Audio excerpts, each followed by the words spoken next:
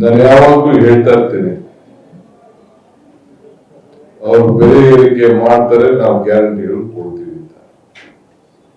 ನಮ್ ಗ್ಯಾರಂಟಿ ಇಲ್ಲ ಅಂದ್ರೆ ಜನರ ಬದುಕು ಏನಾಗ್ತಿತ್ತು ಅನ್ನೋದನ್ನು ತಾವು ಈ ಸಂದರ್ಭದಲ್ಲಿ ಆಲೋಚನೆ ಮಾಡಿ. ಯಾಕೆಂದ್ರೆ ಆಗ ಹೇಳ್ತಾ ಇರ್ತೀನಿ, ಆದಾಯ ಪಾತಾಳಕ್ಕೆ ಹೋಗ್ತಾ ಇದೆ, ಬೆಲೆಗಳು ಗಗನಕ್ಕೆ ಹೋಗ್ತಾ ಇದೆ. ಇದೆಲ್ಲ ಕೂಡ ನಿಜ ಆಗಿದೆ. ಹೋಟೆಲ್ ನೆನ್ನೆ ಎಲ್ಲ ಮೊನ್ನೆ ಭಾನುವಾರ, ನೆನ್ನೆ ಇರ್ಬೇಕು, ಮೊನ್ನೆ ಭಾನುವಾರ ನಾನು ನಮ್ಮ ಯಾವ್ದೋ ಖಾಸಗಿ ಹೋಟೆಲ್ ಹತ್ರ ಹೋಗಿದ್ದೆ. ಅರ್ಧ ಮುಚ್ಚಿಬಿಟ್ಟಿದ್ದಾರೆ. ನಮ್ಗೆ ಆಗ್ತಾ ಇಲ್ಲ ಈ ಕಾಂಪಿಟೇಷನ್ ಮಾಡಕ್ಕೆ, ಇಲ್ಲೆಲ್ಲ ಸೌದೆಗಳಲ್ಲಿ ನಾವು ಒಲೆ ಹಚ್ಚಕ್ ಆಗ್ತಾ ಇಲ್ಲ ಅಂತೇಳಿ. ಸಿಲಿಂಡರ್ 28 ರೂಪಾಯಿ ಒಂದ್ ಟೈಮಲ್ಲಿ ಏರಿಸಿದ್ರು. ಮೇ 7ನೇ ಮಾರ್ಚು 114 ರೂಪಾಯಿ, 23ನೇ ಮಾರ್ಚು 49 ರೂಪಾಯಿ, 1 ಏಪ್ರಿಲ್ 195ರಿಂದ 218 ಆಯ್ತು. 1 ಮೇಗೆ 993 ಆಯ್ತು. ಯಾರು ಕೂಡ ಕಮರ್ಷಿಯಲ್ ಇಲ್ಲಾಂದ್ರೆ ಮನೆಗಳಿಗೆ ಉಪಯೋಗಿಸುವಂಥದ್ದು ಎಲ್ಲರೂ ಕೂಡ ಇವತ್ತು ದೊಡ್ಡ ಗಾಬರಿಯಾಗಿ, ಇದರಿಂದ ಎಲ್ಲರ ಬದುಕಿಗೆ ಒಂದು ದೊಡ್ಡ ಶಾಪ ಆಗಿದೆ. ಇವತ್ತು ಇಂಥ ಒಂದು ದೊಡ್ಡ ಹೈಕ್ ಅನ್ನ ನಮ್ಮ ಕ್ರೂಡ್ ಆಯಿಲ್ ಕಡಿಮೆ ಆದ್ರೂ ಕೂಡ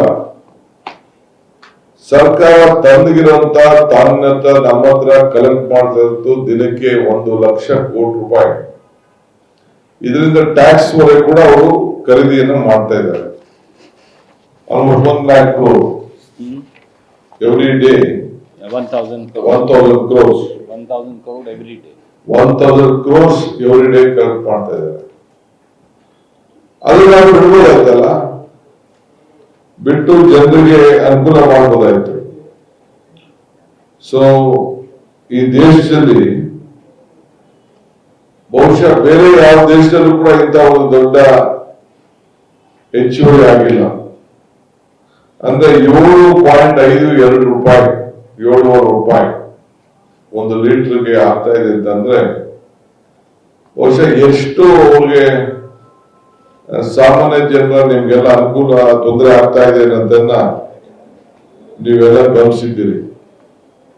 ಈಗ ನಾವು ಪಿಕ್ ಪಾಕೆಟ್ ಅಂದು 100 ನಾಟ್ ಔಟ್ ಅಂದು ಎಲ್ಲ ಹೇಳೋದು, ಏನೇನು ಭಾಷೆ ಬೇಕು, ಏನೇನು ಡಿಕ್ಷನರಿಗಳಲ್ಲಿ ಪದಗಳಿದೆ ಅದನ್ನೆಲ್ಲ ನಾವು ಈಚೆಗೆ ತೆಗೆದು ತಮ್ಮ ಗಮನವನ್ನ ಸೆಳೆದು. ಮಾನಮರ್ಯಾದೆ ಇಲ್ಲ, ನೀವು ಕಡಿಮೆ ಮಾಡ್ರಿ ಟ್ಯಾಕ್ಸ್ ನ ಅಂತ ಇಬ್ರು ಅಶೋಕ್ ಮತ್ತು ಅವ್ರ ಇವ್ರು ಹೇಳ್ಕೊಟ್ಟವ್ರೆ, ಆ ವಿಜಯೇಂದ್ರ ಹೇಳ್ತಾ ಇದ್ದಾರೆ.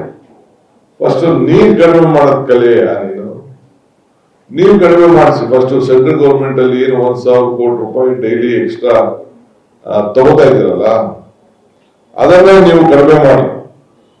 ಸೊ ಈ ರೀತಿ ಇಡೀ ದೇಶದಲ್ಲಿ ಆಗ್ತಾ ಇರೋದು ತೊಂದರೆಯಿಂದ ಅಡಿಗೆ ಎಣ್ಣೆನೂ ಕಡಿಮೆ ಮಾಡಿ ಅಂತ ಹೇಳ್ತಾ ಇದ್ದಾರೆ.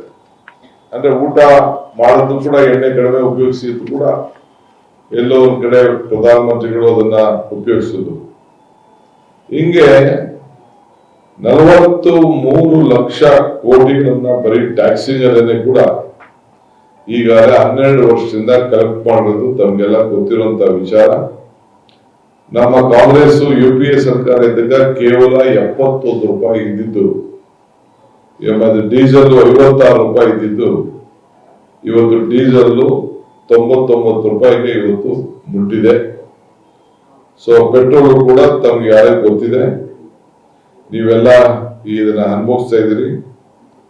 ಸೊ ನಾವು ಪಕ್ಷ ಇವತ್ತು ಮೀಟಿಂಗ್ ಆದ್ಮೇಲೆ ನಾವೇನ್ ಪ್ರತಿಭಟನೆಯನ್ನ ಮಾಡಿ ಜನರ ಗಮನವನ್ನ ಸೆಳೆಯಬೇಕು ಅನ್ನೋದನ್ನ ಮಧ್ಯಾಹ್ನದ ಮೇಲೆ ನಮ್ದು ಒಂದು ಸಭೆ ಇದೆ. ಈ ಸಭೆಯಲ್ಲಿ ಚರ್ಚೆಯನ್ನು ಮಾಡಿ ಆ ಟೈಮ್ ಲೈನ್ ಅನ್ನ I am telling that we are going to finalize the timeline. Today we will announce after the 30th we will do, you can announce. 30ನೇ ತಾರೀಕು ಈ ಪ್ರತಿಭಟನೆಯನ್ನ ಎಲ್ಲ ಜಿಲ್ಲಾ ಕೇಂದ್ರದಲ್ಲೂ ಕೂಡ ಮಾಡಲಿಕ್ಕೆ ಈಗಾಗಲೇ ನಾವು ತೀರ್ಮಾನವನ್ನು ನಾವು ಮಾಡಿದ್ದೇವೆ. ಅದಾದ್ಮೇಲೆ ಪ್ರತಿ ಅಸೆಂಬ್ಲಿ ಸೆಗ್ಮೆಂಟ್ ಕೂಡ ಅವ್ರಿಗೆ ಅವರ ನಿಗದಿಯಾದಂತ ವೇಳೆಯಲ್ಲಿ ಮಾಡಬೇಕು ಅಂತೇಳಿ ನಾವು ಮಾರ್ಗದರ್ಶನವನ್ನು ನಾವು ಕೊಡ್ತಾ ಇದ್ದೇವೆ.